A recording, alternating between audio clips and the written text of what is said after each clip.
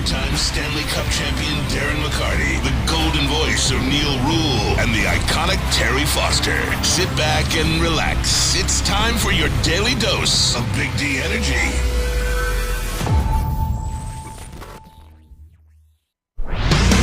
What is going on, everybody? Welcome back to Big D Energy right here on the Woodward Sports Network. My name is Neal Ruhl. That is Darren McCarty. We have Sam Flannel. We have Spencer Raxter in the building as well. And look, obviously big win for the Red Wings last night, but that's not the center stage today, and that's reality. So, certainly our thoughts are with everybody in and around the Michigan State community, and it happened again. And it happened before, and it's going to happen again. And look, guys, we're not doing the job if we just ignore that and say, hey, Dylan Larkin's on a heater. It's just not real life. Obviously, Spencer Raxter, Michigan State alum here.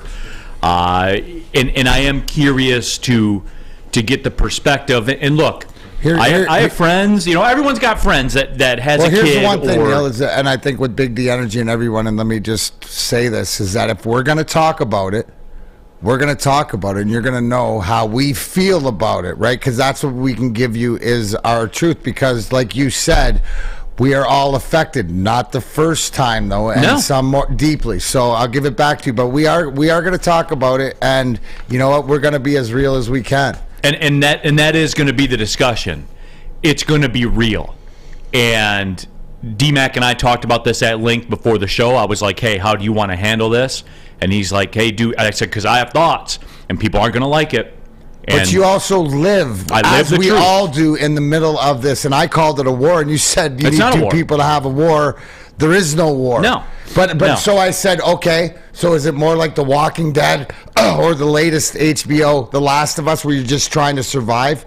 And because you live this more so, because you have a spouse on this Valentine's Day, right, that is a teacher, and your daughter goes to the same school. So this is reality every day that they leave your house. And Alicia, and now I welcome all the thoughts. And look, this isn't, we don't do politics on this show, and I'm never going to do politics. That's not my expertise. That's not in my repertoire. That's not what I'm paid to do. And I know it's a fine line to walk when you do this discussion. I understand it. And Alicia in the WoodwardSports.com chat thread, when do you say enough is enough? Never, Alicia. Never's the answer to that question. Never. You know why? Because we haven't said it before, and we're not going to say it again. And I'm not going to be all worked up. There's a chance I could get emotional. So, D-Mac, you know what I do about it? I do the same thing I did yesterday that I did 15 months ago before we came to school.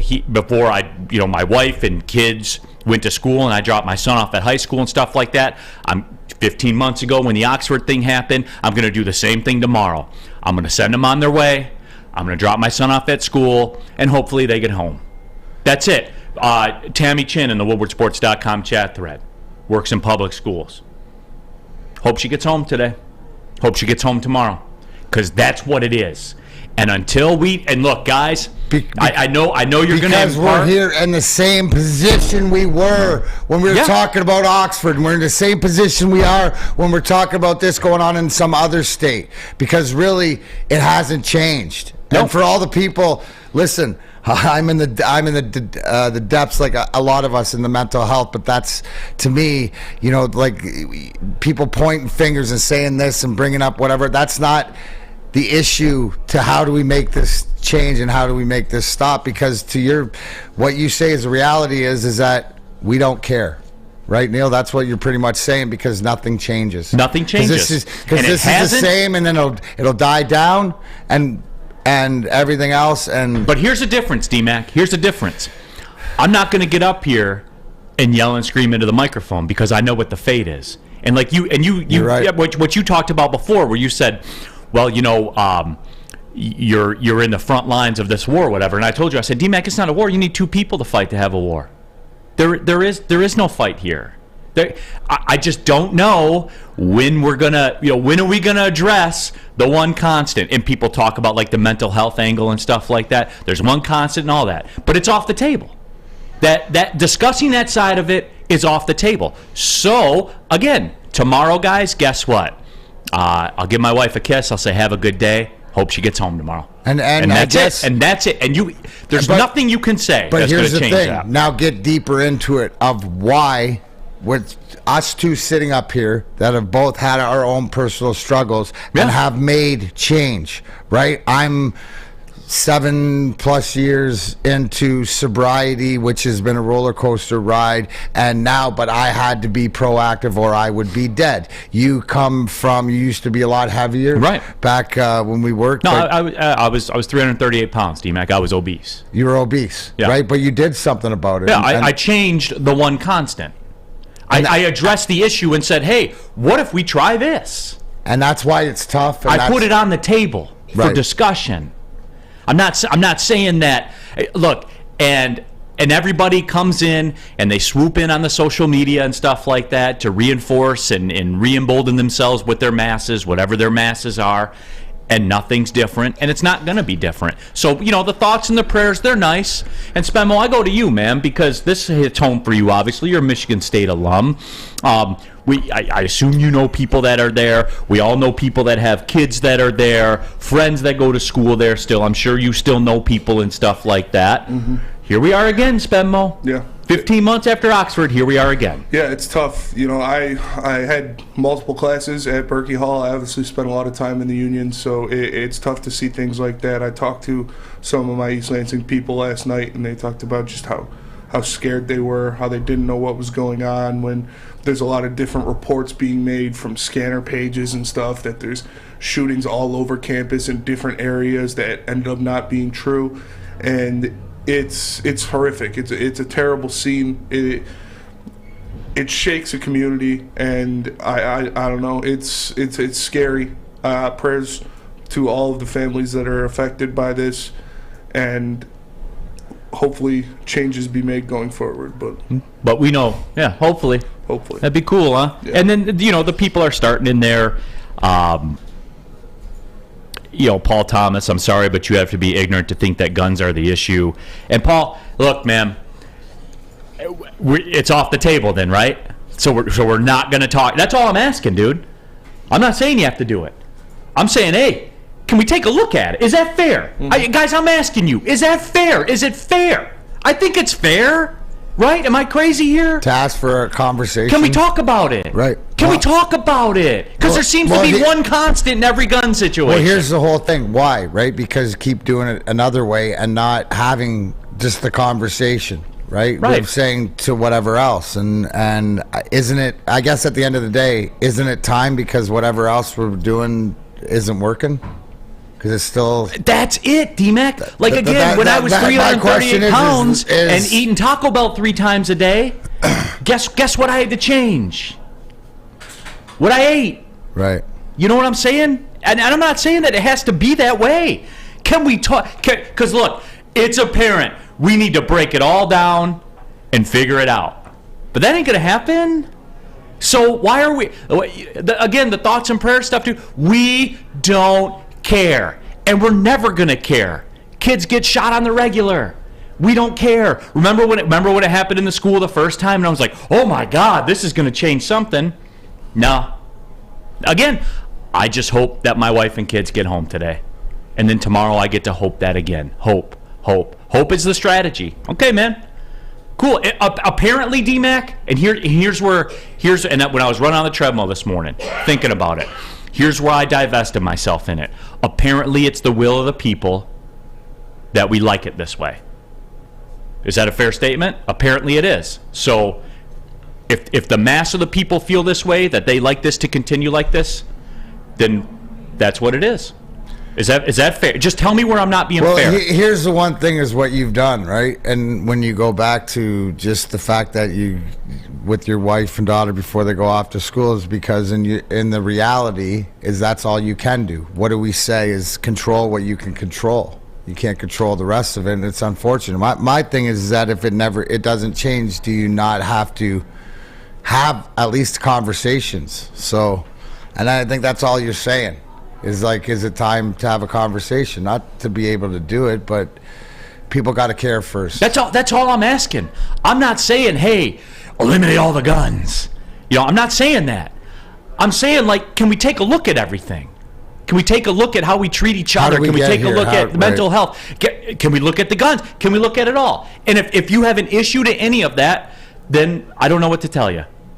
I don't know what to say. It's more or less it's the whole thing of not saying something is also to promoting the accuser or the person trying to do things or whatever else. The conversations need to be had. What are the answers? Nobody has the answers, obviously, because it keeps happening. So right. And little, close to home. And I don't think, everybody's fact. I think you brought up a great point. Kids get shot every day. These mass shootings and stuff that we've experienced throughout this country, I'm thinking back to like Columbine and Sandy Hook and all these different things, and now it's close to home. So and in saying that, there is no answer except that people have to get together and talk and figure it out and care. But you gotta care, D-Mac. You gotta care. I can't want it more than you. You know what I'm saying? I can't want it more than you. But I think you bring up a great point too, Neal. It's the whole conversation. It's not about one thing. No. It's about all of them and what else might it be. Like, holy cow. No wonder I heard this stat yesterday about like 200 and some thousand students in this country sort of disappeared off since COVID and stuff like this. Who wants to go to school? School stunk to begin with when you didn't want to go, but now you make it even harder and harder. And I guess just at this time, it's when you're having the compassion for the people that suffered and been through this, I guess it's maybe, like you said, take a deeper look at it. But nobody has the answers, and who's going to care? Everybody has to care. It's not just like 5 people. This person cares. This group cares. Everybody together has to care. Yeah. So stop it. With that, man. Just say that you don't care, and your actions dictate how you feel. And and I say we, because I'm a part of this. I say we have proven time and time again that we don't care. Time and time again, we've proven it. And guess what? We'll prove it again. So, if that bothers some people to hear, I apologize. But again, that's what I'm left with. As the spouse of an educator, 3 kids in school, I feel like the circle's closing in. You know what I'm saying, D-Mac? The Oxford thing, Michigan, I feel like the circle's closing in, and it almost feels like it's a matter of time, doesn't it?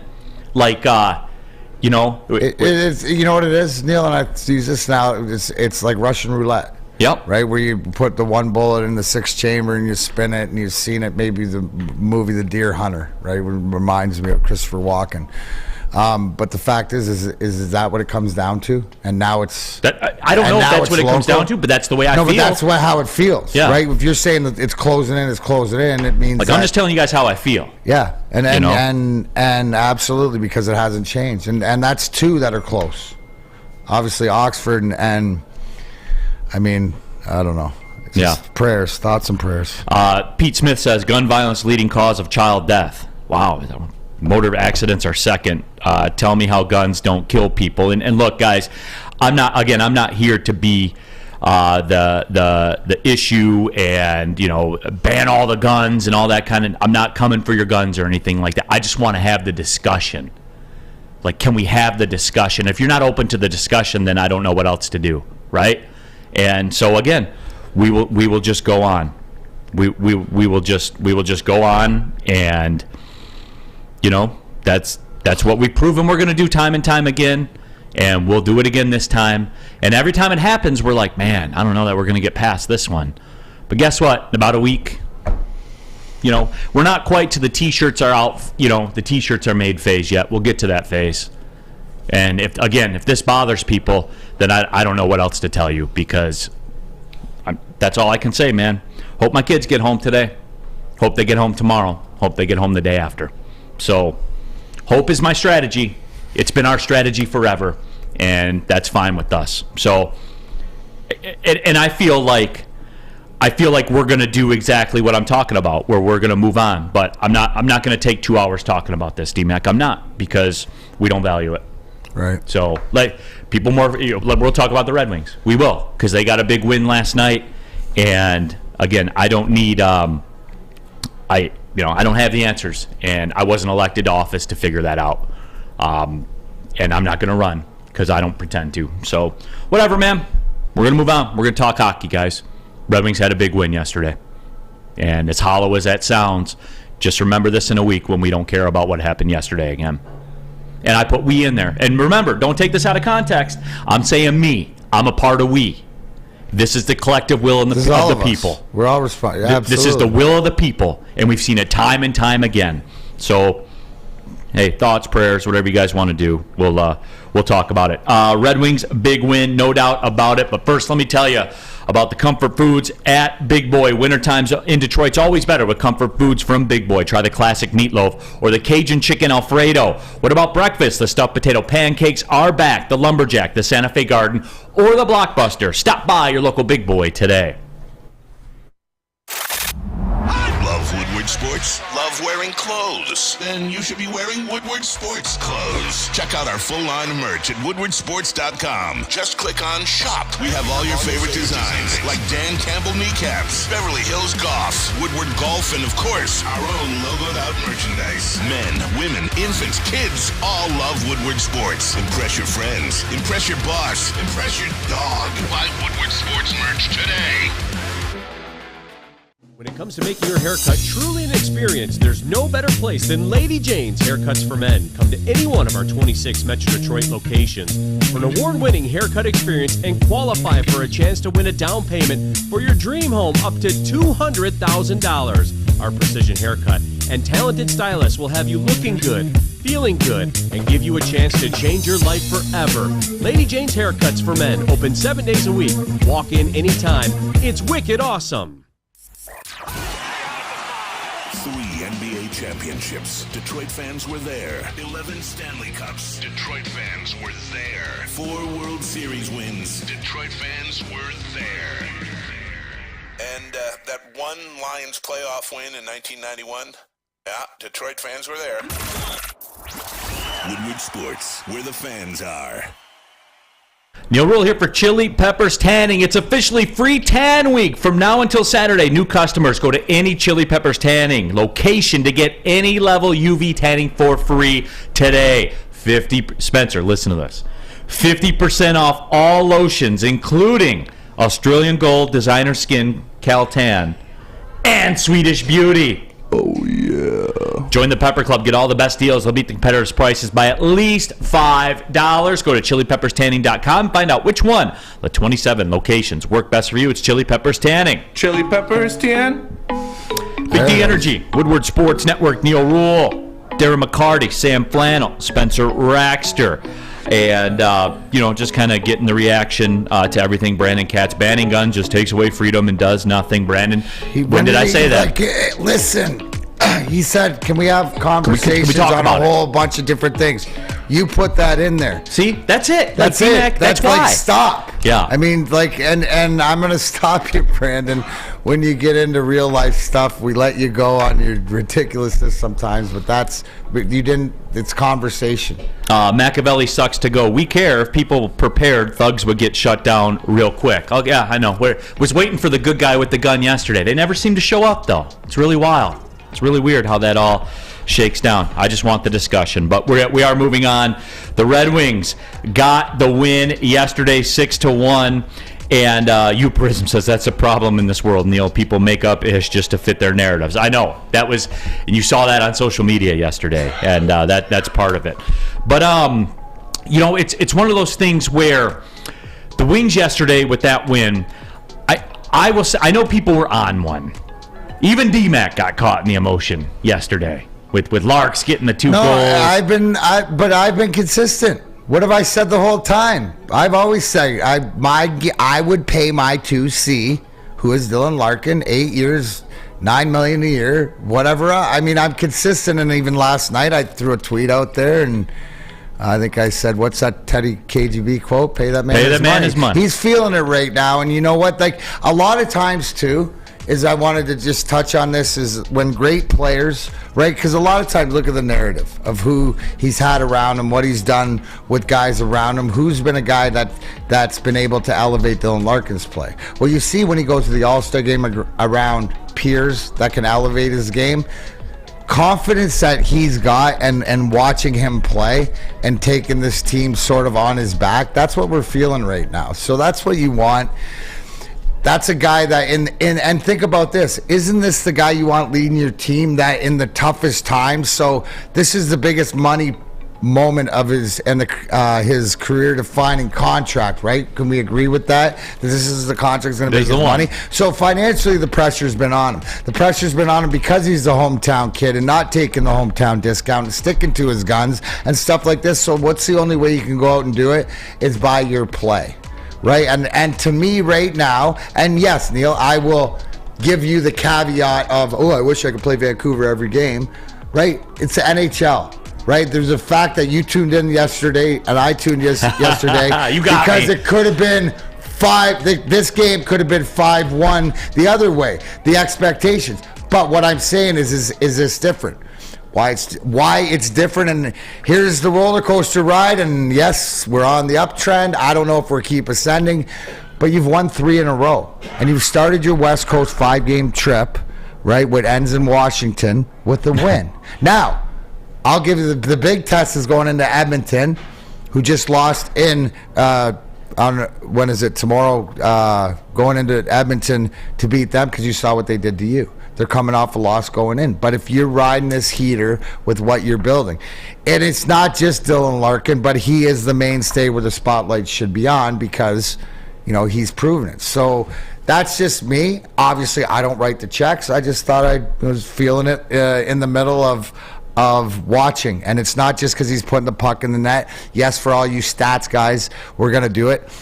Can I bring up this interesting? I told you this earlier. Yes. Which is interesting. I give it to Big Mike Gentry, which, by the way, stay tuned. Chomp and Puck. Mike Gentry, our Woodward Sports beat writer, and I are going to start a weekly hockey show talking specifically hockey. But he brought this stat to me, right? Because we're sort of we agree everybody's down on Tyler Bertuzzi. If Tyler Bertuzzi's stock, it's not quite crypto, but it's gone down compared to where it's been in the past. Can we agree on that? Yeah. Right? It's got some Dogecoin qualities to it. So Tyler Bertuzzi had 21 games, and then you look at the stats, 2 goals, 6 assists, -9. No bueno, right? No bueno. But I want to give you this stat and see if this means anything to you. In those 21 games that he's played, Dylan Larkin's stats, right? 10 goals, 18 assists, 28 points, +6, right? And we can, other than a few games here and there, mix it up because we usually are used to Larkin and Bertuzzi together, right? So is there something there? And then I lean down and I go, you know what the biggest thing yesterday too, Neal, was? Did you see Michael Rasmussen with the A? Do you know why that was? You haven't seen Michael Rasmussen wear the A before? He went home. That was his home. You saw, if you watch Valley Sports, his father Paul was interviewed. He had 100 people in the stands. It was a homecoming. You know what that is? That is great. That tells you so much about inside the locker room because that shows you, hey, kid, we see your hard work. You're part of this future, right? You are a leader on this team, even one of the young guns, the next level, sort of like the grind line guys to the Yzerman guys back in the day. Right, but that is such a huge pop, and you look, he goes out and has a couple assists and has been really, really effective. So, a couple things that I noticed last night. Also, the major thing, Neal, when it comes back to you, when Ville Husso is on, he's great. But he doesn't have that middle gear of being, when he's not on, he's off. Right, and I say that opposed to the best goalies in the league, Tampa Bay's Vasilevsky, Shesterkin, and the Rangers. When those guys are off, they're still good enough for your team to win. So those are the 3 things. I thought everything was rolling, moving forward. Now, again, and D-Mac, you know what? I want to stop you right there, too, with the Husso thing. Because I think, and this kind of popped in my head when you were saying it, because we talked about it before the show a little bit. And everyone's going to say, well, Husso's that's your boy, Neal. Like, that's your guy. And make no mistake, I never propagated. I loved your analogy before the show. Yeah, I never propagated that he was a Vezina guy. You know what I'm saying? Like, Vasilevsky's, those guys, when they're bad, you still got a shot to win. Well, use your cracker analogy. Because you know what, like, and that's sort of what you get, everything, right? Because and look, I know that very quickly. I am a big Husso guy, and he kind of represents what this hockey team is this year based on what they were last season and the season before that, right? It's representative. It's NHL level. It's like a professional thing, as opposed to when Nedeljkovic played, you had no shot whatsoever. So that was the difference for me. And DMAC was like, well, he's not he's not a Vasilevsky, which, that's no, of course he's not. And DMAC wasn't saying that he was. He was just kind of explaining the difference in the levels. And I was like, man, DMAC, you got full real quick. Like, we starving for the last 6 years and gave you some saltines, and now you're eating those, and now you're above a saltine, even though it's all we have in the kitchen. Now you're above a saltine. Now you want a townhouse with some prosciutto and some cheese and stuff like that. Where's the brie? Where's the pepperoni? You even want that fancy blueberry cheese. Like, you got full real quick, DMAC. Yeah, they just the reality of where you've been and where you're at. And obviously, and here's the one thing too, right? This is really like Billy Husso. When I mentioned it yesterday, talking about we got a young team and these guys need to get the reps. The full season. They haven't played a lot of games. Billy Husso's right along there, and I think that earlier in the season we saw him get a little bit tired. So it'll be interesting how Derek Lalonde uses him down the stretch, but he is your guy. Not saying that he can't take it to another level, because in order to win games and be great and make those saves and be effective, you got to get there in the first place. It's just the same as and to the epitome. You know what? You're right, Neal. And it just crossed my mind. It's his consistency is like the team's inconsistency, right? They almost go back to back. But he's got the old adage, and it's where it starts out, where Derek Lalonde said, starts keeping the puck out of your net. That's really where it comes down to. I know we're talking about contracts and Larkin and all this money and stuff, but really at the end of the day, Billy Husso, when he's good, and really good, this team wins. Yeah, and that's the old adage, right? We all love the goals get you paid, the goals get you the money and everything like that, but keeping the puck out of the net's what wins you those, You like rings? How often do you wear them? You ever wear them? Nah, maybe once you do charity events. Yeah, charity events and stuff like that. But you know what? Like, honestly though, and you cherish them, but they're gaudy. I mean, they're bigger than your knuckle. It's uncomfortable. They're so blinged out. Like, it's almost like you wish that you had those for display, and then you had one like your wedding ring or something like that you could just wear it around when you wanted, like all 4 into 1. And maybe I'm going to get that made. Maybe I should get a little one, all 4 into 1. That would be pretty pretty dope. I'm more apt to get a tattoo. E. Schaffer, WoodwardSports.com chat thread says, thank you for talking hockey first today. Well, you know what? They deserve it. Like, every time I've given up on them, they bounce back. They pull you back in. But you know what, Neal, and you know how. But that's the difference. You know how with we last had the year. Clock, right? Yeah. And we nailed it with the clock. I think we nailed it with the clock. Yeah, I agree. Right, as far as to bring it down. Well, it's the same thing with the ebbs and flows. We're at the beginning of the season where I said, hopefully last week of the season, you win 2 games, you're in the playoffs. You're in that sort of scenario in this Batman hockey, right, where everything's so close. That's exactly what we're in the middle of, right? We're in the middle of all this time. We're into February now. Right? Remember last year, we started out so well, but absolutely January came and we got to this point of the season and it's like, how are the Griffins doing? How's Toledo? Everyone going to go to the walleye game there? Flannel, let's go down Toledo. It's not that way, right? You can be a bit. So it's just about having patience and watching the journey, and I can't amplify it enough. Trusting the man, right, with the plan, that's the bottom line. It's hashtag Wiser Plan 1919 all day, every day. But yeah, they deserve to be talked about because they are on the fringe of the playoff mix. You can say that they're alive. I think they're definitely so alive. Yeah, they got games in hand.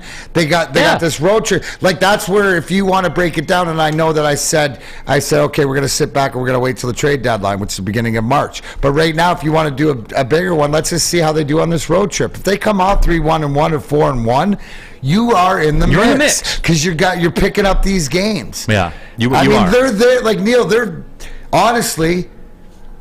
2 weeks ago, I didn't think they'd be in this position. I thought it was on the tailspin, but this plane just won't crash. OVA. I thought it was. Which is going to benefit them down the road. Real quickly, WoodwardSports.com, chat thread, Tammy Chen. Amen. Amen. Neal hasn't said anything that we're not feeling. If you have a family member that works for a school district, I appreciate that, Tammy. And I always go back to it. I always think about everyone that's in the school, man. It's just the way that I feel. Sam Flannel. Yes. Tell them about Swiss Insurance. Of course, because Swiss Insurance is the best insurance you could possibly get. Be sure to check with Swiss Insurance this week for your commercial insurance review.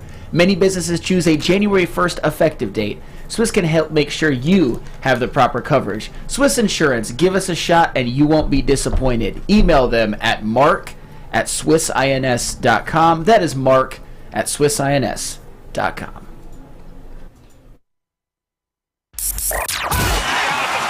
Can't get enough Woodward Sports content? Head over to woodwardsports.com right now for up-to-date sports articles and great entertainment news. We have the best writers, bloggers, and coverage all at your fingertips. Head to woodwardsports.com right now to experience all Woodward Sports has to offer. By now you know me, Christina Gennari, as the obvious choice in real estate. And you know my website, soldchristina.com, as your #1 resource for buying or selling your home. Myself, along with my amazing staff, pride ourselves on making your home buying and selling experience a relaxing and easy one. Come see why we are the obvious choice. Christina Gennari at soldchristina.com, the obvious choice in real estate. We don't like to brag that we are the toughest sports network in Detroit, but we do have a guy named Darren McCarty on our side. LeVue and McCarty, who've had a good knockdown drag up. There they go, right on the whistle. They were talking to one another. Woodward Sports.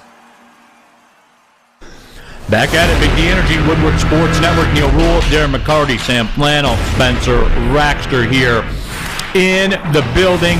Happy to have you all with us. WoodwardSports.com chat thread. And certainly everybody thinking about the situation up at Michigan State, everybody affected, the parents. I can only imagine like that. I go back to the 9/11 thing, D-Mac, when I woke up that morning, and the planes flew into the building, and you're like, wow, this is crazy. And then the plane that flies into the Pentagon, and you're like, wait a minute now. You know what I'm saying? Like, for that 30 minutes, you didn't know what was going on. First you thought, like, if I did, we were up at training camp, Traverse City, and then the first, I didn't see the first plane go, but you heard and you see the building, you go, oh my gosh. That's terrible. Air traffic error, pilot error, something horrific happened, and then the second one, then you're like, wait a sec, that ain't, and then the Pentagon, it's like World War III? Yeah, what's going on? I'll never forget that feeling of the terror. It was terror. You didn't know. I'll tell you exactly what if you've read Dawn, right? The movie that came out when we were younger, Patrick Swayze, C. Thomas Howell, about the kids where Cuba invaded and they win the mountains and stuff. I'm in Traverse City. We're at training camp. We're going back to the hotel, and that's one of the places that they brought all the airplanes out, and they used Traverse City for at least an hour. All you saw was ass to tail planes landing, on run and flying off in the fields. You sit out there, it looked like a swarm of birds and birds and birds. It was incredible, and it goes, back to that again on the bigger scale. We've been dealing with all sorts of terrorism. Yeah, and I'll never forget that feeling of fear. I can only imagine that was 1/1000th of what a Michigan State student parent thought last night. You know what I'm saying? I just kind of try to put myself in those shoes to understand, and then you find out you can't. It's not possible. So certainly, we're all thinking of everybody up there at Michigan State, and we wrapped up that Red Wings discussion, and they deserve to be talked about because they are in the playoff chase, which sounds ridiculous for as many times as I've kind of thrown in the towel. But here we are, because I'm a math guy, and the math suggests that they're in the mix. So, as long as now you watch the Edmonton game, maybe the Edmonton game will be the 5-0 game. I'm like, oh, I told you they stink. But here's the truth too, though. And I'm curious about this, and we're gonna do the NFL draft thing. We've waited far too long around these parts. But D-Mac, I ask you this because I've heard Coach Campy talk about this. I've even thought this as a sports fan. You guys chop this thing up into segments, right? You chop it up into your road trip. You got one. You usually, depending on what the schedule is or whatever, like that, you're exactly right. And this works out perfectly, the road trip, because it's 5 games. Right. And usually what Scotty would do is he 5-game segments. Right. So if you look at it from this road trip, very challenging to do the West Coast trip. You're not very, very challenging. Any good team going on this trip's looking to go 2-2-1. Yeah, right. Looking to go. And you can live with 500. You can live with 2 and 3 depending on how it shakes out. You can live with it. 1 and 4 is a disaster. You're trying to get to 3 and 2 overtime. You're trying to get at least one of these games into overtime to get that point. That's where this Gary Bettman hockey, the 3-point system, throws it off. Right. That's why the math from what we use back in the day was a little bit different, because you just had wins and losses. Yeah. And that's so for me, if they get another one on this trip, given the nature of this trip, being at Edmonton, being out Calgary, the Vancouver game's a coin flip, and you could see the betting lines yesterday. It was a coin flip game. And then Washington's a tough challenge. They get 2 of the 5. It's a good trip, but when you chase that, though, you play 5 home games, you got to go 4-1. Where you're holding ground if you're a playoff team. Right. That's not a good trip in this season. They need to at least go 3-2 to probably make any ground. But you can do it if you go 4-1 in the next 5 home games. Right, because it that's all what they're evens missing. out. So now you're getting into a deeper layer iceberg about why home ice is so important, because that's where you count on the points that you give away. You don't count. Everybody counts on trying to be 750 at home and 500 on the road. Yeah. Right? Sometimes it doesn't work that way. But that's why home ice is so important. That's why you hear me at these season tickets and people going to the game preaching, how do we get the lower bowl at LCA? Not with the language, but with the energy of the Northern Guard of DCFC, right? When that bowl is, because you get that home ice advantage. So it's so important. But the points are there, and then when you look in the standings to see what it is, it's the games in hand. So the fact that the Wings have these games in hand gives them the opportunity to go out and win those points. Yeah, and I think that's what's missing for them, that 8 of 10 at home. You know what I'm saying? Because if you're a playoff team, you got to have one of those in you during the course of a season. So as you come down the stretch here, you got to get on that rip. You got to get on that rip at home, man. They got to do it. You can't trip up against Columbus at home. This is what happens, right, to amateur teams, is they'll go out there and they'll do a 3-1-1 road trip or a 4-1 road trip, then they'll come home and give it back. That's part of the growth, and also it's the ebb and flow, and you expect that out of this team, Neal, because it's the same thing. You and I are going to turn the TV on for the Edmonton game. You're going to be a little bit more excited. I am. Connor McDermott's playing, but you know what? We're doing the same. We're going to do the same thing and go, man, how can they stay in this game and not have a 5-0? Draisaitl and McDavid, they held them to 1 assist. They were combined -2, and they didn't win that game at home. So you know what? You might have to give one of them 2 and the other one 1 and beat them 4-3. That you know what I'm saying? Sometimes you got to. Sometimes you feed the monsters, they go to sleep. It's the same thing as leaving the monster asleep. The tough guy, why you waking the sleeping bear? It's the same thing as some of these cookie monsters. That's what we call cookie monsters, are the guys that like points. You get them their points early, and you know what? I don't think in the case of McDavid and Draisaitl that's the case. I think they just like to bury it. You give him 2, he's going for 10. So Robert Colosi at WoodwardSports.com chat thread. And I thought this too. Seriously, who made this schedule? Northwest swing, then let's throw in Washington, not the state of Washington, but Washington, D.C. I thought that exact same thing, man. So did I, because my first thing was, wait, is there another team in Seattle? Yeah, dude, Did they play Seattle back-to-back? Yeah. But that's just, again, that goes to show you the condensed.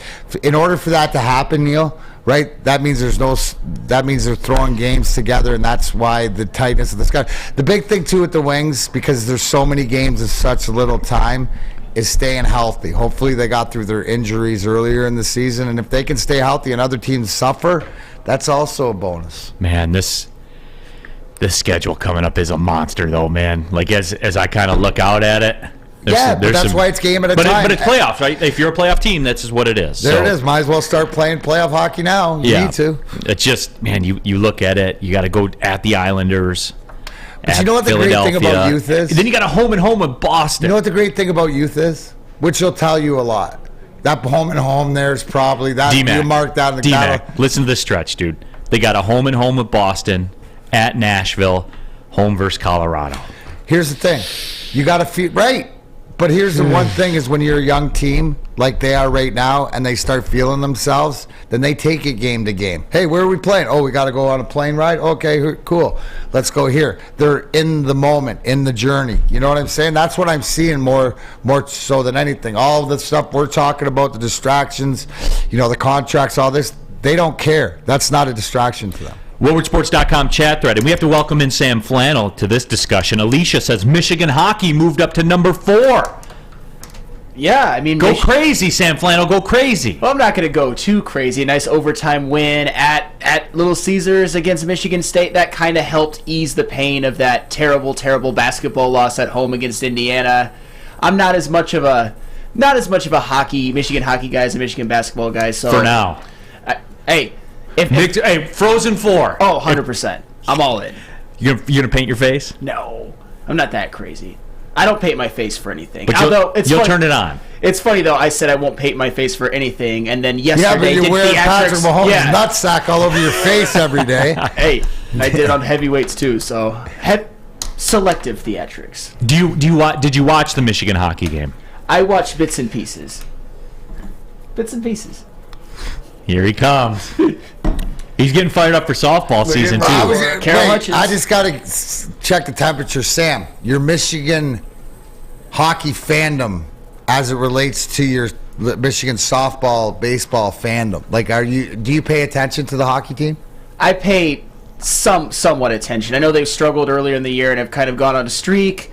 It's sort of one of those, as the season goes along, if I see that they're good, if I see they actually have a chance to make the tournament and go the Frozen Four, then I start buying in a little bit. But as far as college hockey and Michigan hockey, it's kind of like my college baseball fandom, where I'll pay attention if they're good. You're a bandwagon fan? Yes. Okay. Absolutely. In classic Michigan form, you're a bandwagon fan. Well, I'm not a bandwagon in basketball and football, though, but that's how a lot of people are. It sounds like he's got some bandwagon basketball tendencies. Is that fair? Hunter Dickinson.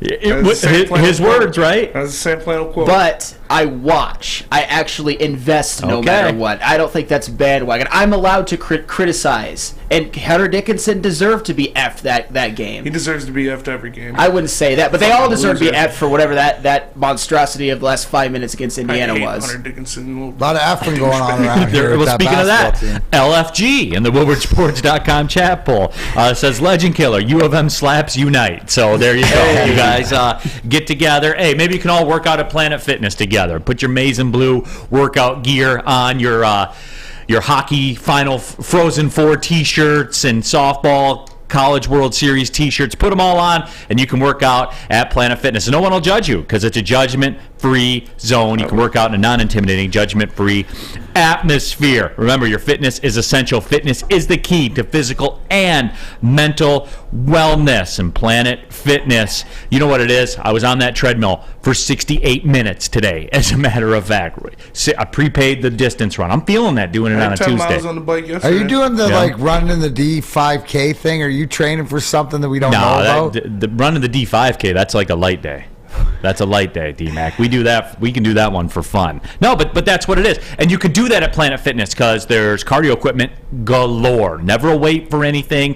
You even have schleps like me taking 68 minutes on the treadmill, and it doesn't matter because there's 3 of them that are empty around me. You want to use a machine? You get to do it at Planet Fitness. Those are the good parts about it. Oh, yeah, $10 a month as well. That's a good starting point. Remember, the black card's an option as well. Spend more racks, a new black card member. Oh, yeah? Hey, can I give a Okay, go to me, and I'm going to give a fitness tip today. All right, hey, go to planetfitness.com, or you can join in club. You'll pass a couple on the way home. It's Planet Fitness, Darren McCarty. Hi, I'm Darren McCarty, 4-time Stanley Cup champion of your Detroit Red Wings. And we're talking about fitness. When you go to Planet Fitness, don't overdo it the first time you go back. You may not be able to lift your arms over your head for a week. Slow and steady wins the race. Remember, Planet Fitness, where your fitness is essential. Adam had to put the headphones on me today. Love Woodward Sports? Love wearing clothes? Then you should be wearing Woodward Sports clothes. Check out our full line of merch at woodwardsports.com. Just click on Shop. We have all your favorite designs, like Dan Campbell kneecaps, Beverly Hills Golf, Woodward Golf, and of course, our own logoed out merchandise. Men, women, infants, kids all love Woodward Sports. Impress your friends. Impress your boss. Impress your dog. Buy Woodward Sports merch today. At work and at home, we're there with smarter security solutions. Featuring complete automation with customized alerts and more. For over 90 years, we've been the company that's been counted on to protect what matters most, all with personalized service and care. Right now, for a limited time, receive a free video device plus free installation with a new home system. Guardian Alarm. We protect Michigan. Saturdays at 1 p.m. Make sure you're watching woodwardsports.com for our new show, Chompin' Puck. He shoots! He scores! With 4-time Stanley Cup champion Darren McCarty and Michael Gentry. Chompin' Puck is taking the Detroit hockey community and giving them a voice. Pros to Joes. You'll get the best Detroit hockey coverage around. Chompin' Puck. Saturdays 1 p.m. on woodwardsports.com. Back at it, Big D Energy, Woodward Sports Network, Neal, Ruhl, Darren McCarty, Sam Flannel, Spencer Raxter here in the building. Happy to have all of you with us, certainly as we've been talking about. We talked about in the opening segment, the Michigan State situation. If you want, you can go back and watch my thoughts on that. The podcast is open for you as well. Subscribe wherever you get your podcast to Big D Energy. Rewind, fast forward. You can do it all. It's all out there for you. But this is the first. We're going to dip our toe in the draft water. Okay, I know a lot of people out here, certainly in this town, they use this as a crutch. Yeah. Oh, the first one felt good. That was a good one. First one of the season. Got a little tight. Gotta lie. The bridge is getting a little altered, by the way. Oh, by the way, too, the draft's coming up in 2 months. And then the next draft after that's here. Boom. Boom. I think after this draft, we will do one of those every show up until... Look, Sam's doing it with the flannel. I'll do it with the draft. Okay. I love it. And you know what? Sam, one more time. If you got coffee out there, take a drink of coffee when he plays the music. It hits different. It just Sounds like different. Hope. Yeah. Sounds like hope. Sounds like hope. Hopium. Let's go. Yeah. All right. What do you want? Let's just start at the beginning. What do you want? I was born. Yep. 6 and 18. Go around the room. Spenny, what do you want? Talked about it yesterday a little bit. Talked about it on the heavyweights, right? From 5 to 7. From 5 to 7. There you go. I'm going to go Christian Gonzalez at number 6. Give it to me. Give it to me now. I need it. I want it. Mark it down. Now, are you looking at him because he stole your thunder, or are you looking at him because... I'm questioning his financial priorities. Okay, so what is the problem? Why the look, Neal, Ruhl? Hold on. I want to deal in fact. Okay. I want to deal in fact. Right, we're because you know what? We're factual on this. So did he throw you off with that pick? No, he didn't throw it is a popular thing. It's just in the model of being consistent. That corner. So I'll give you my criticism of it. I value your response. So right now, you're going cornerback. Right, so everybody understands, yes. Right? And the whole conversation over the past years in learning is when it comes to drafting a corner so high is not putting yourself in a financial situation like you did with the Cuda. The same conversation you would have about Kyle Hamilton drafting a safety that high. Yeah. But has been proven, right? You're looking to this guy. My first question is he a Sauce Gardner? Is he a guy that is going to have that immediate impact? And I don't need him to be an all-pro rookie. Yeah. But you know what? Is he Pro Bowl worthy? Because, Neal, isn't that the question? Is he legitimately going to be that difference maker to be able to take it there? You mean, is he going to walk in as a rookie and be the best cornerback in football? I'm going to lean no. Right. I'm going to lean no. I'm not being critical of you. No, I don't think he's going to do that either. Last year, Ekwonu from the Panthers was a number 6 pick. He got $30.5 million. So you're talking in essence of, AAV, which doesn't exist to some people, but AAV of about 6 and some change. Yep. Call it 6.5. So that's pretty high priced for a corner. Sounds good to me. That you don't know. I know. Kid's going to be a stud. Okay. You look me never with eye contact, never wavered. Yeah. Did you see that? Even right, with that shaved face. If you look in the chat, the councilman pulled out Spenny. Are you pulling a Ricky Gervais and having a laugh here? Are you set? Is this a bit? They think it's a setup because financially at 6. No, this is just Does it? And you don't care. I don't care. No, your conviction on it. Yeah. You're more convicted to this than Malik Willis at 2? Yeah. Oh yeah. Okay. Oh yeah. That was. I'm just kidding. But I think that there isn't an interior defensive lineman good enough to take it 6 outside of Jalen Carter, and I don't think he's going to be there. And I think Christian Gonzalez can be the best quarterback in this draft and be a lockdown quarterback for a long time. So my dream scenario is they trade back, I'd say to 10 or something, and get Christian Gonzalez. But if we're not doing that, just give me the kid. Yeah, and I'm not dealing. And people are in it already with the trade this for that. Give me the jet. No, at 6, realistic. Make your case. All right, Sam Flannel. At 6. Got to give myself the chime. At number 6, obviously I'm going to start in with if Jalen Carter, Will Anderson, or even a Bryce Young falls. Right. Obviously. But you're probably not going to get Jalen Carter. But what I'm asking the Detroit Lions, what they can possibly do, is get a defensive lineman who I think could project to be just about as good. And that, of course, is Clemson's Bryan Bresee. I also did a breakdown on heavyweights last night. You can actually watch it on the Woodward Clips channel. Check it out. I'll do a Cliff Notes version here. Bryan Bresee has... When you talk about his measurables, to me, he's almost the physical specimen that Jalen Carter is. Not quite, but he's close. He was the number 1 recruit coming into Clemson in 2020. And in his freshman season, he had 4 sacks and 6.5 tackles for loss. He's obviously a guy that can get off blocks. He's got the size and the speed. His biggest concern was his injury issue. He suffered an injury in 2021, which was kind of a lost season. Oh, well, he'll fit right in them with what Brad Holmes Right. Yeah, exactly. And then I'm waiting for that. And in 2022, he never quite looked exactly as explosive as he did in 2020, but he still had a relatively good year. I think that one of Bryan Bresee's biggest problems is that he happened to go to Clemson at the same time DJ Uiagalelei did, which means that they didn't make the college football playoff as often as a Clemson team would in previous years. So he didn't quite get the exposure. I just think with his potential, with what he showed his freshman year, with his size, with his speed, with his ability to get off blocks, get tackles for loss and sacks, he is a guy, you could almost recreate a Jalen Carter with Bryan Bresee, and it would not shock me at all if in 5 years he actually had comparable, if not better, stats. And obviously, defensive tackle is a big need for the Lions. Give me Bryan Bresee at 6. Okay, D-Mac?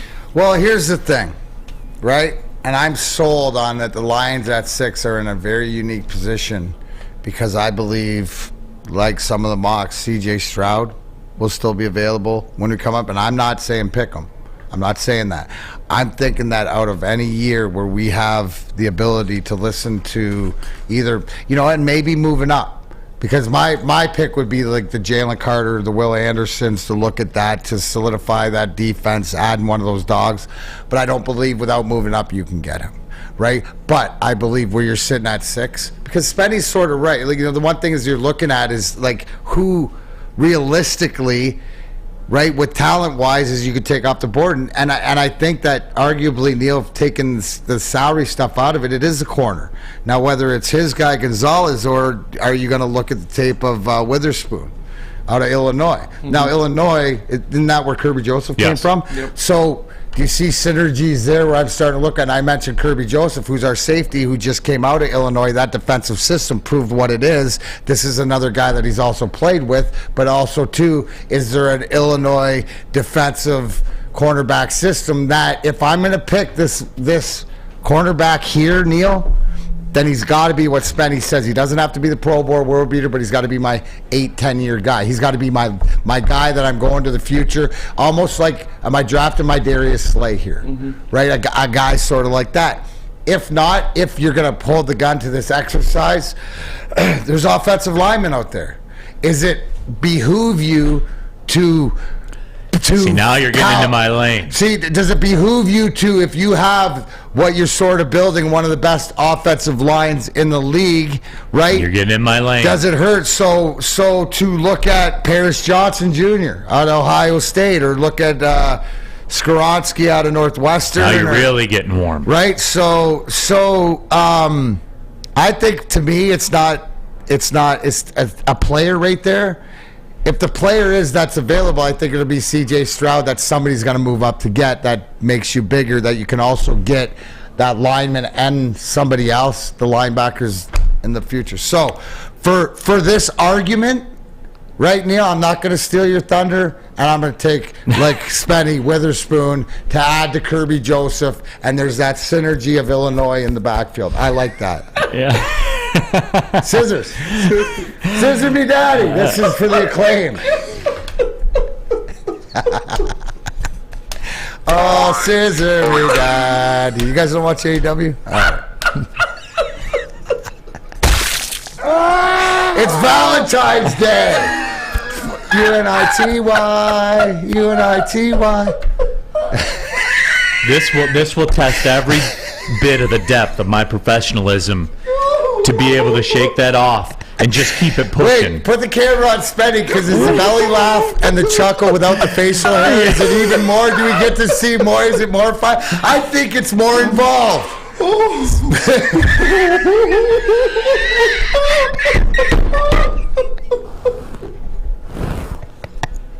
You're welcome, Spenny. You're welcome, y'all. You.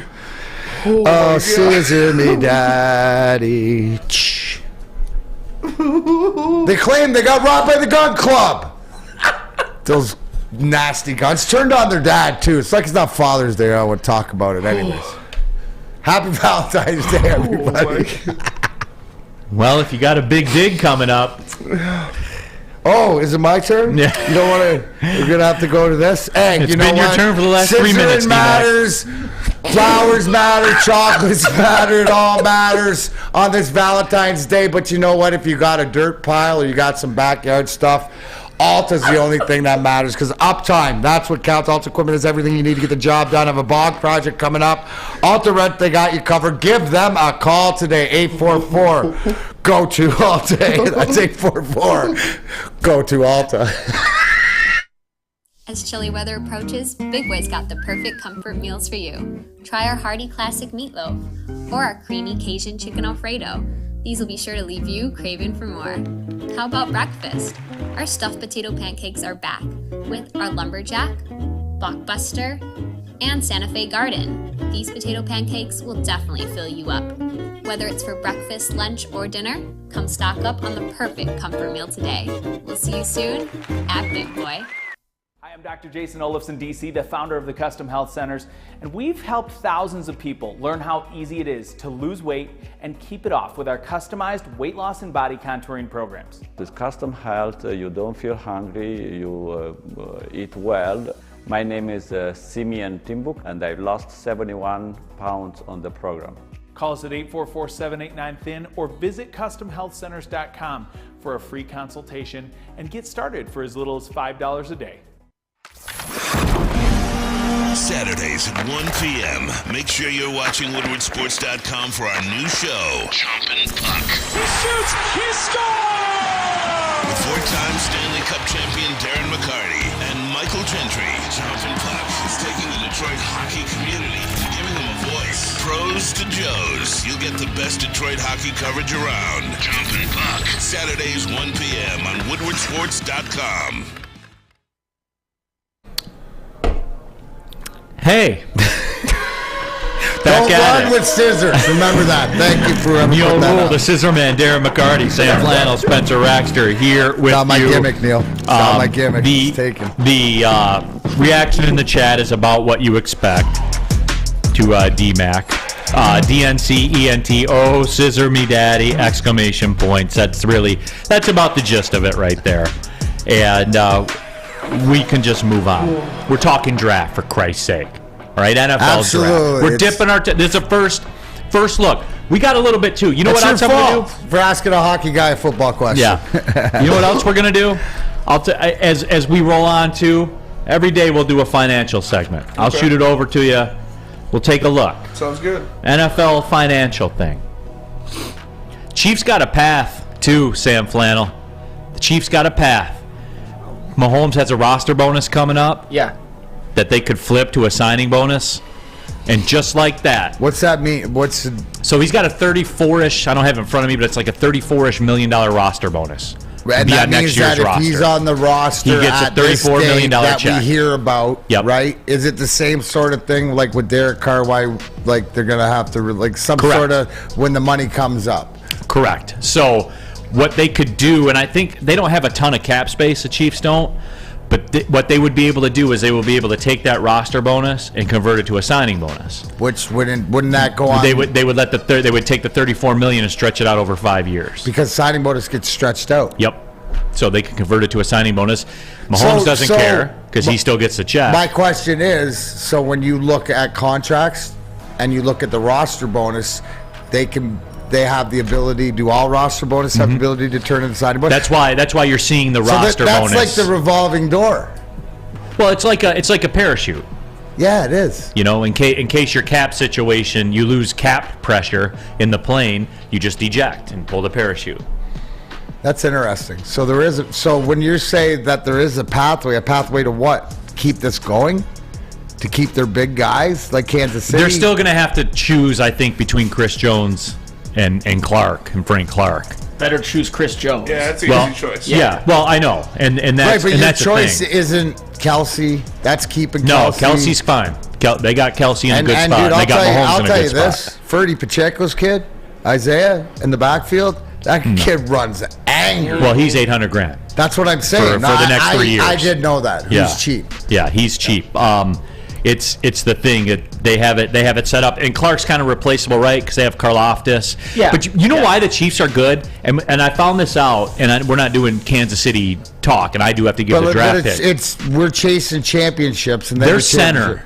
You know what set them free?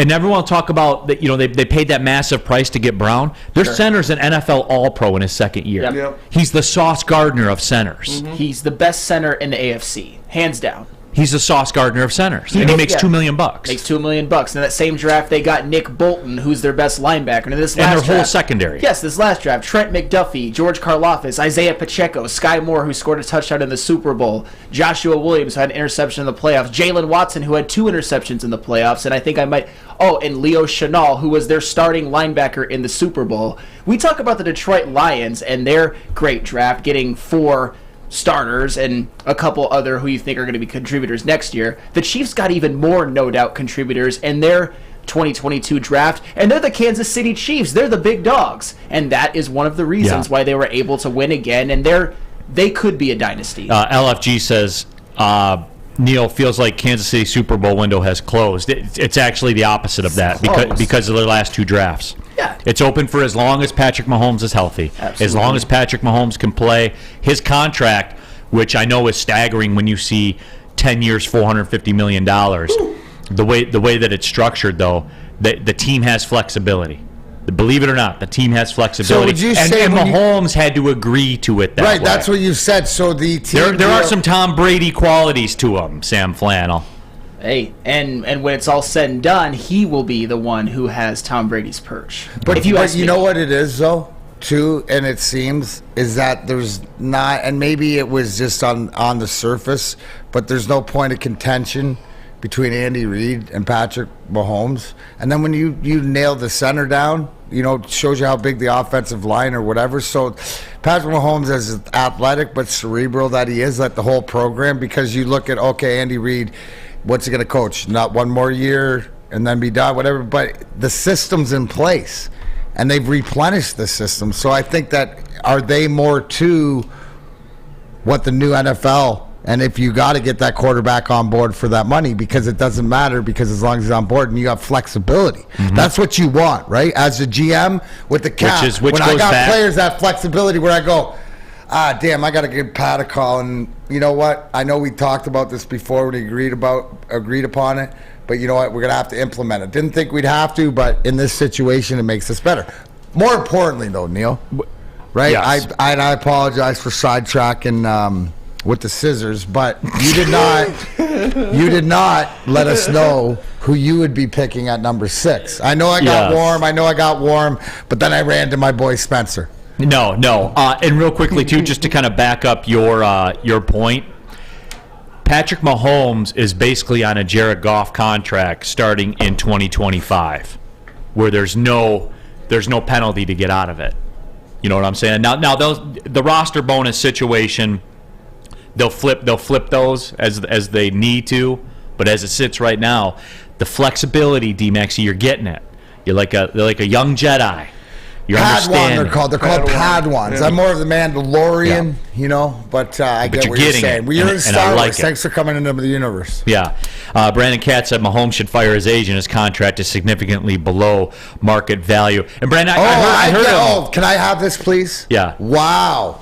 Market value is only valuable to the person or whatever. Obviously, in this situation, right, stability and $450 over 10 years, he doesn't care. Some people don't care, right? That they lose market value and stuff like that. That's what I'm saying. Way to go. Don't worry, Aaron Rodgers is out there doing other things, but this just tells you more to it. As talented as Patrick Mahomes is, to me, more of that team guy along the Brady line. And he should be rewarded for that too. Like in the court of public perception and things like that. Brandon, you're right. He took way less. He's only guaranteed $140 million. And you know what? To Brandon's point, every other team should be mad at him. Yes, but he's not there to make the other teams happy or the other players. It's for his team and for him. He wants to win, and I don't think enough is made of that. But that will come to light, as the Chiefs move on. But anyway, yes, my draft. What I'm looking for, and there's one of two ways, and this is contingent on the C.J. Stroud thing is concerning to me. As I look around the landscape and see C.J. Stroud's value seemingly fall. If you're the Lions, you want it above you. You want C.J. Stroud selected above you. A, it increases the value of your pick. Yeah, it's all smoke and mirrors. B, it improves what's going to be available to you. But here's the deal, and the C.J. Stroud thing is beginning to affect this. And I know that I said let's work on common sense in a realistic perspective. I am still in the Tyree Wilson camp. If we're sitting there at 6, and I have to pick, and if I can get 6'6", 275 edge guy with speed, with athleticism, you cannot have too many of those guys. Can't have too many of them. So right now I'm in the Tyree Wilson camp. However, he's my 1, but my 1A that's really gaining ground is Pete Skoronski. And the reason why is when you look at the Lions next year, Vitai's probably, speaking of scissors, Vitai's probably going to get the scissors, right? Yep. Is anyone in the business of paying Evan Brown $10.8 million market value? No. I've just solved your problem for you. And I'm plugging this guy in, and we'll talk to you in 8 years, 8 to 10 years. You would continue, because people always say, it's where, you have to address the defensive side of the ball and things like that, and you already have a strength at offensive line. I have an opportunity to make this one of the elite offensive lines that the NFL has ever seen. And that's not hyperbole, and that's not bullshit. Like, think about it now. You know what I'm saying? Remember when they took Frank Ragnow? A lot of people were indifferent to it. Yep. Seems to be pretty good now, doesn't it? Worked out pretty well, didn't it? Go across the board with the Lions' offensive line. Elite.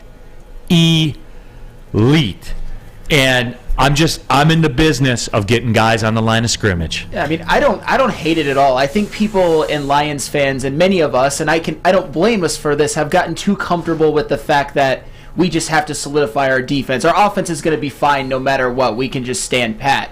But if the Lions have an opportunity to make their offense even more elite, make it a top 3 offense in the NFL, make it more sustainable, I don't necessarily hate that idea at all. I wouldn't take him over my guy, Brian Brzee, but at the same time, I like how you sort of framed it, because you can never just stand pat. That doesn't work. You can't just say, the offense is fine, let's just get the defense. Keep it going. Keep it moving. Keep the train and everything churning. Yeah, and by all accounts, Skoronski is that plug-and-play guy. Maybe it's because I'm lazy. I like easy. You know, I like being able to plug in, which plays into my kicker situation at the end of round 3 if need be. No way. Go look through the history, man. The highly valued kickers, go look where they get picked. Yeah. I'm telling you, bro. I'm telling you, Harrison Butker's another guy, the Chiefs. They're going to pay him $5 million next year. Yeah, I mean, I'll tell you what, though, with Harrison Butker, he tends to miss some chippies. I was still nervous on that 27-yard game-winning field goal that he was going to shank it, but there was a part of me that wished that his plant foot slid and he shanked it. Well, exactly, because the field just surface. For the story. Yeah. I would have wanted it just for the story. It would have been a good sign. It would have been a good story. Probably would have been like that Eagles fan and broke my TV if that happened. Yeah, but hey, we got to do pick 18. And guys, like I said, we're just getting into it. We're just getting into the draft situation. We got a long time to go, and we're going to get to it. But when we come back, we will do the pick number 18. Sports marketing agency. They spread awareness about mental health and substance abuse. Their new podcast is called This is the S Word. It helps fight the stigma associated with seeking help. If you or somebody you know is struggling, go to thesportsma.com. Thesportsma.com, sports marketing agency. They're here to help. Love Woodward Sports? Love wearing clothes? Then you should be wearing Woodward Sports clothes. Check out our full line of merch at woodwardsports.com. Just click on Shop. We have all your favorite designs, like Dan Campbell kneecaps, Beverly Hills Golf, Woodward Golf, and of course, our own logoed out merchandise. Men, women, infants, kids all love Woodward Sports. Impress your friends. Impress your boss. Impress your dog. Buy Woodward Sports merch today. Introducing the Planet Fitness Guide to getting that post-workout glow. Step 1. What's your why? More epic energy? Better sleep? Blow off steam? Step 2. Join Planet Fitness for just $10 a month and get moving in our clean and spacious clubs. Step 3. Bask in that post-workout glow. Join Planet Fitness today for just $10 a month. Join today at any of the 50-plus Detroit area locations.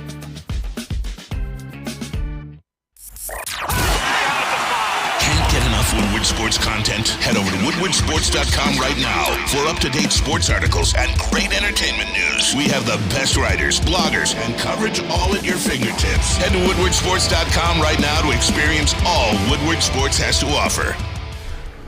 The Foaling Warehouse in Hamtramck is the home of the original football bowling pin game called Foaling. Multiple different ways you can play. They've got $12 open unlimited play and private lane reservation for $120 if you get thirsty. They got a $2 mystery beer vending machine and multiple fully loaded bars for you to choose from. So make sure you go check them out in Hamtramck or visit them online at foalingwarehouse.com. On and pushing, Big D Energy, Woodward Sports Network, talking NFL draft. Neal, Ruhl, Darren, McCarty, Sam Flannel, Spencer Rasher. Let me say this, too, because this is our first post-NFL season dip in the draft waters. Doesn't it feel different? It does feel different. It feels real. Drafting this year, doesn't it feel different? Yeah. For real, D-Mac, because all these scenarios are in play.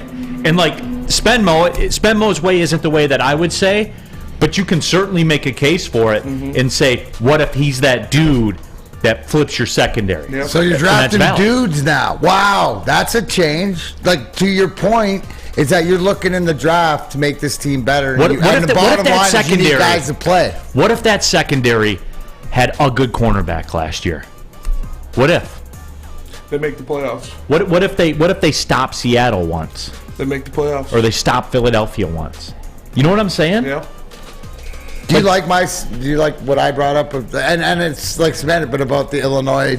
Like, is there something? No, I lean you. Like if you were going to say, all right, Neal, we're taking a corner, I lean Witherspoon too, but a little higher risk, but a little higher reward. No, is that fair? I'm just asking, does the Illinois Kirby Joseph, the fact that does that play in the NFL as far as like lineage where guys come from? If you have guys, on team?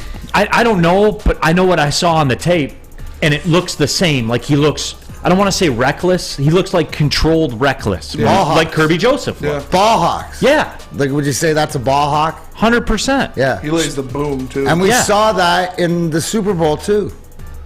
You know what I mean? Like tackling was valuable, man. Yeah. But just even like look at the plays, and I'm talking about the Smith catch. You know, but how blanketed like the cornerbacks had on him just to even make it a little bit, you know, to have a flag come out or to review it and stuff like that. Like that's just the little thing, right? A catch that could have been a catch that wasn't a catch, out of bounds. We argued about it yesterday, but guys that are there, not wide open, not whatever like that, guys who are there. It's such a fine line, right? Look at all these catches, the windows and stuff like that. You know what the most poignant thing was? Watching the pregame show, and they were doing a review on Patrick Mahomes or whatever early in his career, and it was just a clip of Andy Reid at practice telling him, that window's going to be open and it's going to be that small, but you got to make that throw. It's going to be that small. Like, so the imperativeness about how there's such a fine line between catch, no catch, inbounds, out of bounds, all of this, that these ball hawk, these little bit of reckless guys are the new future, aren't they? Like, you see it in the secondary more so than not. You know, guys, it's about big plays. It's about big plays. It's a big play league. So is this a big play guy? And you're going to have to, you know what? You're going to have to eat it. What do we hear? You're going to have to, Trayvon Diggs or, you know, in Dallas or whatever like this. Yeah, he's going to pick some off. He's going to get burned on some. So I think it's the yin and the yang, but that's what the corner position to me is. You need at least a guy that's going to be a playmaker. Yeah. WoodwardSports.com chat thread.